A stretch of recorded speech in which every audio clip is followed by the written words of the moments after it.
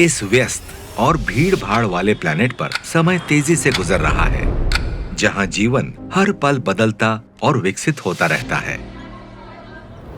और साथ ही इंसान की जीवन अवधि भी लंबी होती जा रही है। जीवन अवधि का दुनिया भर का औसत 67 साल है, जबकि स्टोन एज में ये केवल 20 साल हुआ करता था। आधुनिक विज्ञान हमें एक नया नजरिया देता है। हमारा मानव जीवन, यहाँ तक कि पूरी मानव प्रजाति का जीवन भी अर्थ के 4.5 अरब साल और यूनिवर्स के 13.7 अरब साल के मुकाबले एक ब्लिप भर है।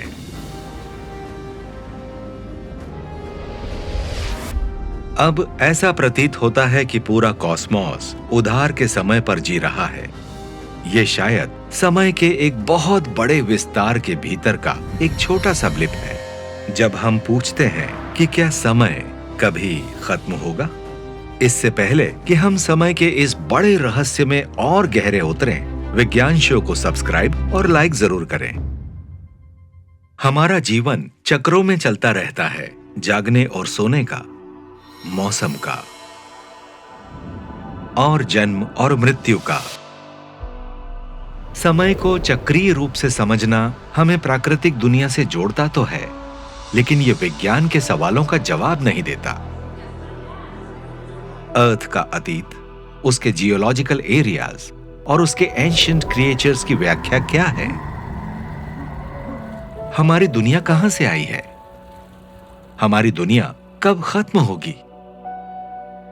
कोपरनिकस और डार्विन द्वारा लाई गई क्रांतियों में हमने समय को एक ऐसे सूचक के रूप में देखना शुरू कर दिया जो लगातार बदल रहे यूनिवर्स में आगे बढ़ रहा है।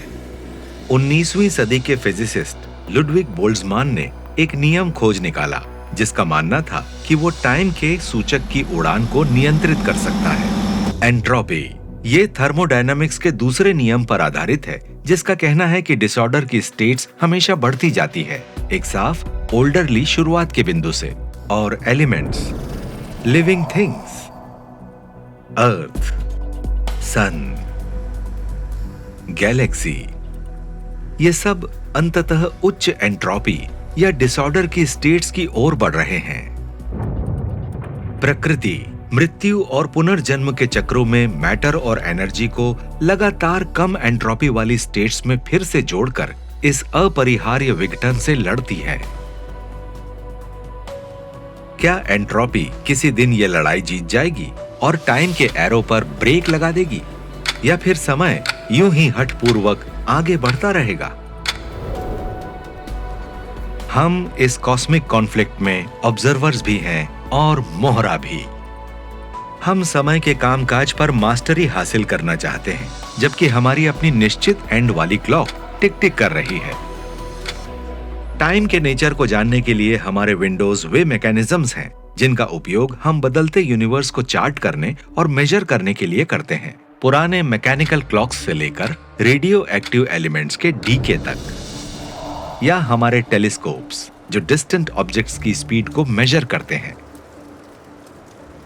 हमारा जीवन 24 आवर डे के साथ सिंक में चलता है, वो टाइम जो अर्थ को एक बार रोटेट करने में लगता है। ये वास्तव में 23 घंटे 56 मिनट और 4.1 सेकंड्स है, यदि आप सन के बजाय स्टार्स से जज कर रहे हैं। अर्थ को उसकी घुमाव पैदाइश के समय उन रॉक्स और डस्ट की बम्बार्डमेंट से मिली थी जिनसे ये बना था, लेकिन ये धीरे धीरे मून की ग्रेविटी के ड्रैग के कारण इसे खो रहा है। और यही कारण है कि डायनासोर के समय एक साल में 370 दिन होते थे, और इसीलिए हमें लगभग हर 18 महीनों में अपनी घड़ियों में एक लीप सेकंड ऐड करना पड़ता है। कुछ 100 मिलियन ईयर्स में हम पूरा 1 आवर गेन कर लेंगे। डे नाइट साइकिल इतना रिलायबल है कि इसने हमारी इंटरनल केमिस्ट्री को रेगुलेट करना शुरू कर दिया है। सन की फेड होती हुई किरणें, जिन्हें हमारी रेटिनास पिक करती हैं, हमारे सो कॉल्ड सर्काडियन रिदम्स को मोशन में सेट कर देती हैं, और तभी हमारा ब्रेन मेलेटोनिन सीक्रेट करना शुरू कर देता है, एक हार्मोन जो हमारी बॉडी को सोने के लिए तैयार होने को कहता है। और आखिरकार मॉर्निंग की लाइट में मेलेटोनिन का बहाव रुक जाता है, हमारा ब्लड प्रेशर तेज होता है, बॉडी टेम्परेचर और हार्ट रेट बढ़ने लगती है जब हम दुनिया में बाहर आते हैं। कॉस्मिक टर्म्स में हमारे डेज और हमारी जिंदगी छोटी है, लेकिन हमने अपने माइंड्स में अपने टाइम ट्रेल को लंबे और लंबे इंटरवल्स तक फॉलो करना सीख लिया है। सही मेजरमेंट से हम जानते हैं कि अर्थ सन का एक चक्कर 365.256366 डेज में लगाती है। हमारे प्लैनेट से टकराने वाली अधिकतर सोलर एनर्जी स्पेस में वापस परावर्तित हो जाती है या डस्ट और क्लाउड्स द्वारा अब्सॉर्ब हो जाती है। बाकी एनर्जी हमारे प्लैनेट को गति में ला देती है। आप इसे पोल्स पर आइस के एनुअल मेल्टिंग और रीफ्रीजिंग में, ट्रॉपिकल ओशंस में हीट के ज्वार भाटा में और लैंड तथा सी पर प्लांट्स के क्लोरोफिल प्रोडक्शन के सीजनल साइकिल्स में देख सकते हैं। ये साइकिल्स अभी भी अधिक लंबे अर्थ साइकिल में शामिल हैं। उदाहरण के लिए ओशन करंट्स को 4 से लेकर लगभग 16 सेंचुरी तक के पूरे साइकिल्स बनाने के लिए माना जाता है। समय में आगे बढ़ते हुए जैसे ही अर्थ अपनी एक्सिस पर घूमती है, ये मिलैनकोविच साइकिल्स नामक इंटरलॉकिंग वेबल्स की एक श्रृंखला बनाती है। इन्हें लगभग हर 100,000 सालों में आइस एज की शुरुआत के लिए जिम्मेदार ठहराया गया है। फिर कार्बन साइकिल है। प्लांट्स इसे एयर या सी से कैप्चर करते हैं। ये मिट्टी या समुद्रों के अवसादों में अपना रास्ता ढूंढता है जब प्लांट्स का डिके होता है या फिर वो फूड चेन की वेस्ट प्रक्रिया से बाहर निकलता है। इस कार्बन को हवा में वापस छोड़ने में अक्सर मिलियंस ऑफ ईयर्स लग जाते हैं, जिसके लिए वोल्केनिक एक्सप्लोजन्स या ड्रामेटिक तरीके से सी लेवल्स का गिरना बहुत जरूरी होता है। हमारे जैसे प्लैनेट को आकार देने वाली प्रोसेस यूनिवर्स के इवोल्यूशन में केवल सबसे छोटी भूमिका निभाती है। इसलिए समय के बड़े पड़ावों को समझने के लिए हमें विशाल कॉस्मोस को नियंत्रित करने वाले चक्रों पर ध्यान देना होगा।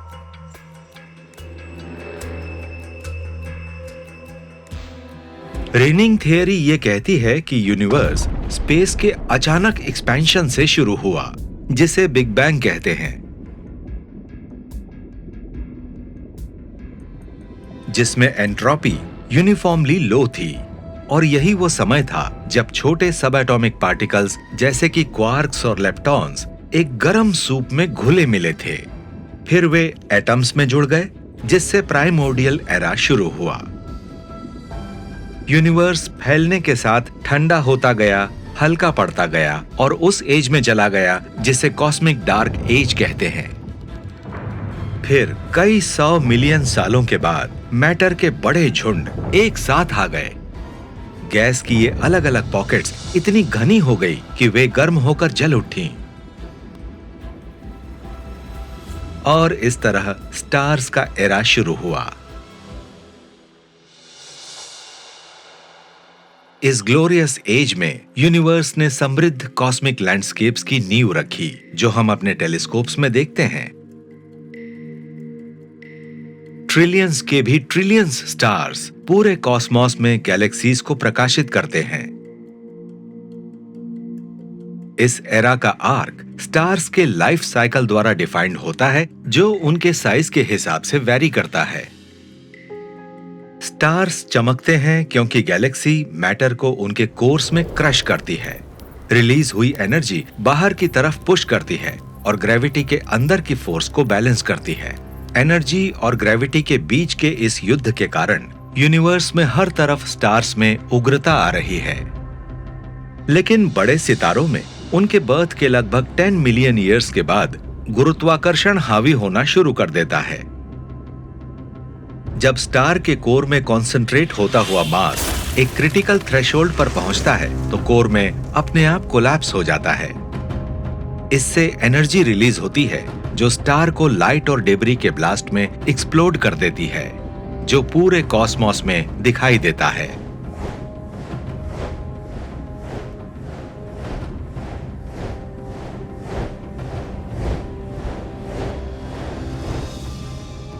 इस पैदा हुए सुपरनोवा में शॉक वेव्स डस्ट और गैस के नियर बाय क्लाउड्स को कोलैप्स करती है और फिर ये इग्नाइट होकर हमारे सन जैसे स्मॉलर स्टार्स की जनरेशन बनाने का कारण बनती है। स्टार फॉर्मेशन का एक बाय प्रोडक्ट है सोलर सिस्टम का फॉर्म होना, जो सराउंडिंग सोलार नेबुला के कोलैप्स में बनते हैं। प्लैनेट्स का लाइफ साइकिल, खासकर जो करीब हैं, उनके पेरेंट स्टार्स के लाइफ साइकिल से जुड़ा होता है और सन जैसे स्टार्स उम्र बढ़ने के साथ साथ अधिक गर्म और चमकदार होते जाते हैं। आज से अरबों साल बाद हमारे होम प्लैनेट के अंत की शुरुआत होगी, क्योंकि तेज सोलर विंड्स हमारे एटमॉस्फेयर को उड़ाने लगेंगे। सतही पानी धीरे धीरे गायब हो जाएगा, जिससे अर्थ रहने लायक नहीं बचेगी। आखिरकार सन फूलना शुरू करेगा और इतना बड़ा हो जाएगा कि ये असल में अर्थ को घेर लेगा। सन के बाहरी किनारों से टकराव इस एक समय के ब्लू वर्ल्ड को धीरे धीरे अंदर की ओर घूमने का कारण बनेगा। जब तक वे सुपरनोवा होने के लिए काफी बड़े न हों, अधिकांश स्टार्स एक धमाके के बजाय एक हल्की सी आह के साथ अपने जीवन को समाप्त करते हैं, जैसा कि हबल स्पेस टेलीस्कोप द्वारा कैप्चर किए गए डाइंग स्टार्स की इस गैलरी में दिखाया गया है। समय के साथ सोलर विंड्स इन स्टार्स की बाहरी परतों को इतना दूर धकेलते हैं कि वे शानदार नजारों में खिल उठते हैं। ठीक ऐसा ही लगभग 12,000 साल पहले उस स्टार के साथ हुआ जिससे प्रसिद्ध हेलिक्स नेबुला का जन्म हुआ। अंदर की ओर की घनी गैस स्पोक्स स्टार के निष्ठुर हवाओं का अड़कर विरोध करती है। वो स्टार खुद अब एक मध्यम और ठंडा होता हुआ अवशेष है, जिसे व्हाइट ड्वार्फ कहा जाता है। ये साइज में अर्थ जितना है, लेकिन लगभग 200,000 गुना अधिक डेंस है। शायद यही हमारे सन का भविष्य है। कोई दूर की सिविलाइजेशन इसे प्लैनेट्स के लिए स्कैन कर सकती है, पर तब तक उन्हें अर्थ नहीं दिखेगी। एनर्जी और ग्रेविटी के बीच का ये युद्ध हमारी गैलेक्सी की तरह ही हर गैलेक्सी के हर कोने में दोहराया जाता है, जहां ग्रेविटी गैस क्लाउड्स को स्टार्स में खींचती है और स्टार्स खुद को अलग करके टाइम स्केल्स पर जलाकर खत्म कर देते हैं। हालांकि समय के साथ जैसे जैसे गैलेक्सी का मास छोटे स्टार्स की सक्सेसिव जनरेशंस में कलेक्ट होता जाएगा, ये धीमा और धीमा होता जाएगा। कुछ गैलेक्सीज में एक अस्थायी रीबर्थ देखने को मिलेगा अगर उनका मास आपस में मिलकर किसी दूसरी गैलेक्सी के साथ कंबाइन हो जाता है। यही हमारे मिल्की वे के साथ होना तय है, लगभग उसी टाइम जब हमारा सन हमारे प्लैनेट को निगलना शुरू करेगा और बचे हुए पृथ्वीवासी हमारी मिल्की वे के प्लेन के ऊपर एंड्रोमेडा गैलेक्सी के स्टार्स को मंडराते हुए देखेंगे। जैसा कि इस सिमुलेशन में दिखाया गया है, अगर ये डायरेक्ट हिट होता है तो दोनों गैलेक्सीज के एक दूसरे को टीयर अपार्ट करने की संभावना है और दोनों गैलेक्सीज के स्टार्स धीरे धीरे मिलकर एक जाइगेंटिक गैलेक्टिक पफ बॉल में ज्वाइन हो जाएंगे, जिसे इलिप्टिकल गैलेक्सी के नाम से जाना जाता है। इस मर्जर के कारण पैदा हुआ टर्बुलेंस नए स्टार्स के पैदा होने की एक वेव को स्टिम्युलेट कर सकता है, जिससे ये नई और बड़ी गैलेक्सी फिर से नई ऊर्जा से भर जाएगी। इस तरह के डस्ट के पैकेट्स जिनमें गैलेक्टिक नेबर्स मर्ज होते हैं, स्टार्स के एरा के लेटर स्टेजेस में आम हो जाएंगे। लेकिन यूनिवर्स का बड़े पैमाने पर थिनिंग आउट होना इनएविटेबल है।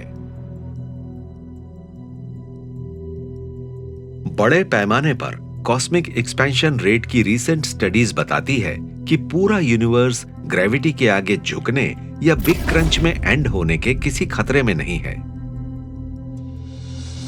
वास्तव में पिछले 6 बिलियन ईयर्स से यूनिवर्स बाहर की तरफ एक्सेलरेट होना शुरू हो गया है। डार्क एनर्जी नामक एक अनसीन फोर्स के कारण ग्रेविटी की पकड़ कमजोर हो रही है। आप इसका सबूत गैलेक्सीज के फिलामेंट्स के बीच स्पेस के ह्यूज खाली हिस्सों में देख सकते हैं। ये खाली हिस्से हमेशा फैलते हुए बुलबुलों की तरह है। जहां बुलबुलों की दीवारें आपस में टकराती हैं, वहां आप गैलेक्सीज के फिलामेंट्स को देख सकते हैं। जैसे जैसे बबल्स ग्रो करेंगे, फिलामेंट्स स्ट्रेच होंगे और टूटेंगे। गैलेक्सीज के बीच का डिस्टेंस तेज और तेज पेस पर बड़ा होगा। और आप यूनिवर्स में जहां कहीं भी हों, आपको केवल कुछ अलग थलग पड़े गैलेक्सीज के समूह ही एक साथ भीड़ में दिखेंगे, जिनका बाकी किसी भी चीज से कोई कनेक्शन नहीं होगा और उन्हें वहां तक पहुंचने के लिए क्लूज भी कम होंगे।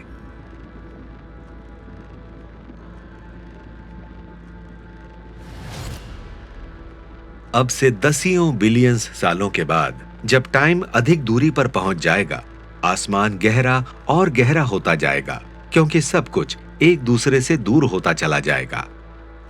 स्टेलर एरा के उन सांझ के सालों में रहने के लिए अच्छी जगह वो हो सकती है जहां ग्रेविटी और एनर्जी ने एक युद्ध विराम संधि बनाई हो। शायद ऐसी जगह जो हमारे प्लैनेट जुपिटर से बहुत बड़ी नहीं है। एक रेड ड्वार्फ हमारे यूनिवर्स में सबसे छोटा और सबसे कम उजले स्टार्स में से एक है। उन्हें ऐसे प्लैनेट्स को हार्बर करते हुए दिखाया गया है जो इतने करीब हैं कि उनकी डिम रेज लिक्विड वाटर और लाइफ को सस्टेन कर सकें। ब्राउन ड्वार्फ्स और रेड ड्वार्फ्स हमारी गैलेक्सी के स्टार्स का बड़ा हिस्सा बनाते हैं और कंबाइन होने पर उनका मास सभी लार्ज स्टार्स के मास से अधिक हो जाता है।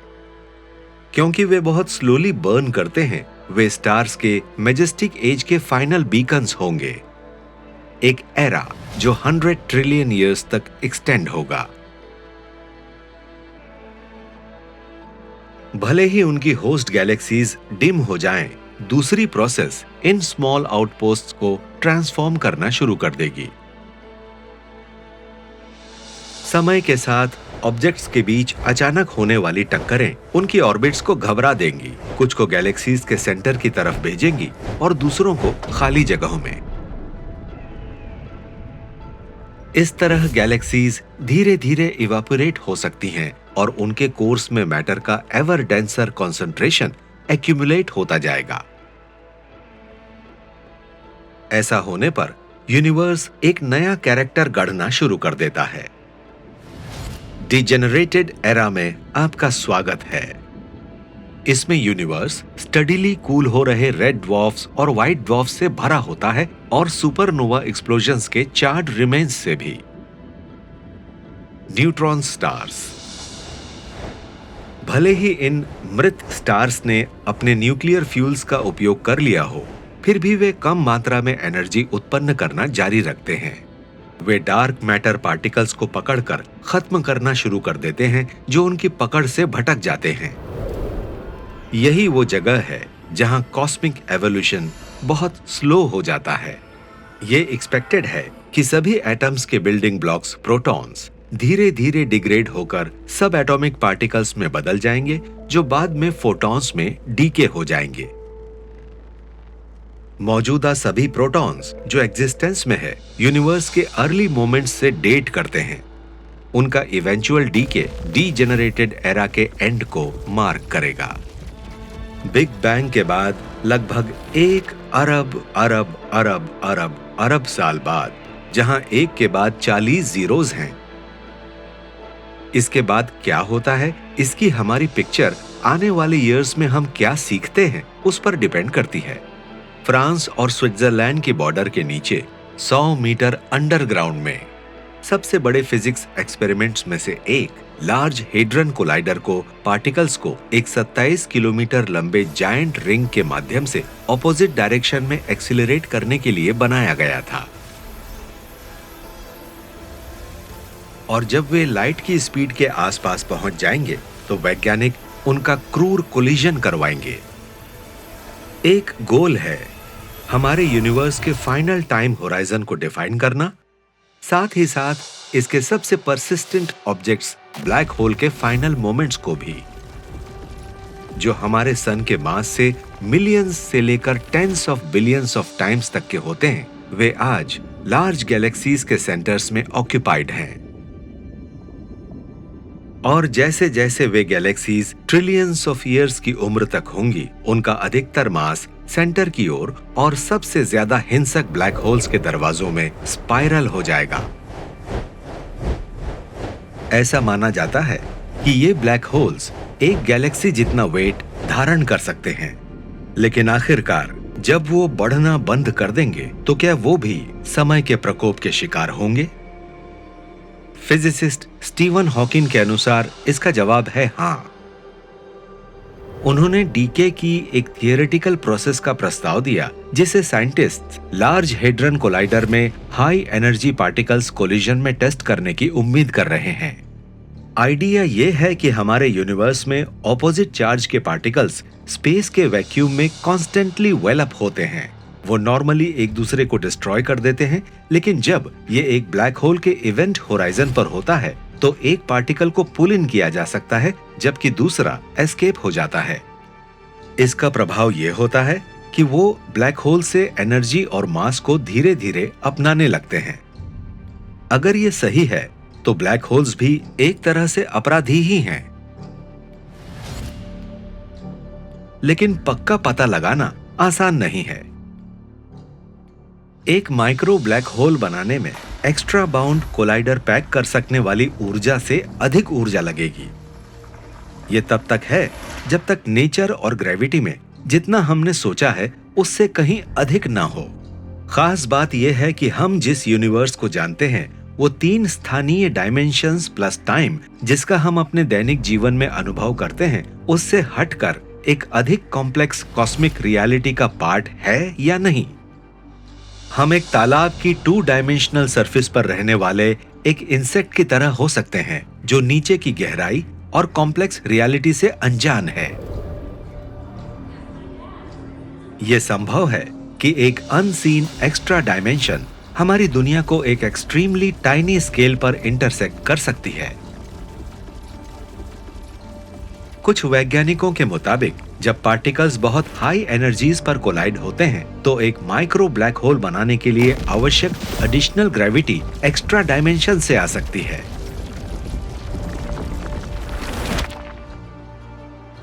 जब वो हॉकिंस थियरी द्वारा प्रेडिक्ट की गई शावर ऑफ पार्टिकल्स को देखेंगे तो जान जाएंगे कि एक ब्लैक होल वहां है। इसकी प्रेजेंस हमारे यूनिवर्स के अल्टीमेट फ्यूचर पर लाइट बिखेरते हुए एक डीपर कॉस्मिक रियलिटी के लिए एक ब्रीफ विंडो ओपन करेगी।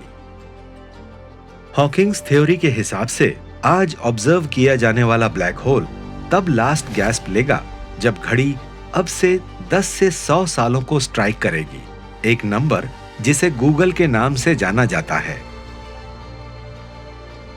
और वो हमारे यूनिवर्स का एंड है जैसा कि हम इसे जानते हैं। लेकिन अगर इसके आगे देखें, मान लीजिए गूगल का 10वां यानी गूगल प्लेक्स ईयर्स। अगर आप उस नंबर में सारे जीरोस को टाइनी 1 पॉइंट फॉन्ट में लिखते हैं तो वो ऑब्जर्वेबल यूनिवर्स से परे स्ट्रेच होगा। क्या तब तक टाइम का ग्रेट एरो रेस्ट पर आ चुका होगा? नहीं। अगर मॉडर्न थियरीज करेक्ट हैं तो उनका मानना है कि हमारा यूनिवर्स बर्थ और डेथ के एक मच लार्जर कॉस्मिक साइकिल का पार्ट है जिसमें हमारे अपने स्पेस से परे कई नए यूनिवर्स जीवन में आ रहे होते हैं। हमारे यूनिवर्स के टाइम होराइजन्स चीजों की इस बड़ी स्कीम में सिर्फ एक ब्लिप हो सकते हैं। अब अर्थ पर वापस आते हैं। हम स्टार्स के ग्रेट एरा के प्रोडक्ट हैं और ग्रेविटी और एनर्जी के इसके ग्रेट स्पेक्टिकल्स के विटनेस हैं। इसमें कोई शक नहीं कि वहां कहीं और भी दूसरी चीजें हैं जो यूनिवर्स को समझने की कोशिश कर रही हैं। वे भी टाइम के आइडिया को इन्वेंट कर सकते हैं और इस पर अपनी थियरीज भी डेवलप कर सकते हैं कि ये सब किस ओर जा रहा है। उनकी डिस्कवरीज और हमारी डिस्कवरीज यूनिवर्स में वर्क कर रही एंट्रोपी से सरवाइव नहीं करेंगी। जैसे जैसे हम सब स्टार्स के रास्ते पर जाते हैं, हमारा यूनिवर्स कॉस्मोस की लाइफ में एक ग्रैंड न्यू एरा के रास्ते को मार्ग दे रहा होता है। ऐसे ही कॉस्मोस के और रहस्यों को जानने के लिए विज्ञान शो को लाइक, शेयर और सब्सक्राइब करें।